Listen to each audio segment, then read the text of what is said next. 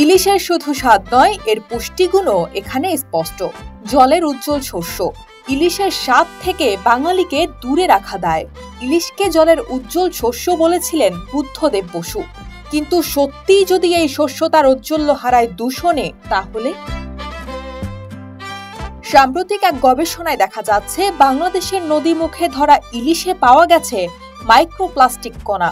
শুধু তাই নয়, ইলিশের শরীরে বাসা বেঁধেছে ক্যাডমিয়াম, সীসা, পারদ, আর্সেনিকের মতো ভারী ধাতু। গবেষণায় দেখা গেছে ইলিশের অন্ত্রে, যকৃতে, এমনকি পেশিতেও পাওয়া গেছে 5 মিলিমিটারের চেয়েও ছোট প্লাস্টিক কণা, যেগুলোকে বলা হয় মাইক্রোপ্লাস্টিক।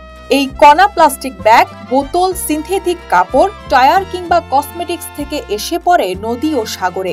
সেখান থেকেই তা গিলে ফেলে মাছ। গবেষণা প্রতিবেদনটি গত এপ্রিলে প্রকাশিত হয়েছে যুক্তরাজ্য ভিত্তিক খ্যাতনামা বিজ্ঞান সাময়িকী ওয়াটার, এয়ার, সয়েল পলিউশনে। গবেষণাটি করেছে ঢাকা বিশ্ববিদ্যালয়ের প্রাণীবিদ্যা বিভাগের aquatic zoology research group and Shahjalal বিজ্ঞান ও প্রযুক্তি বিশ্ববিদ্যালয়ের সমুদ্র বিজ্ঞান বিভাগের একদল বিজ্ঞানী। প্লাস্টিকের, বিশেষ করে ক্ষুদ্র বা মাইক্রোপ্লাস্টিকের দূষণ এখন বৈশ্বিক সমস্যায় পরিণত হয়েছে। বৈশ্বিক বাস্তবতা মেনে চলতি বছর বিশ্ব পরিবেশ দিবসের প্রতিপাদ্য ঠিক করা হয়। প্লাস্টিক দূষণ আর নয়, 5 জুন এই দিবসটি পালিত হয় বিশ্বব্যাপী।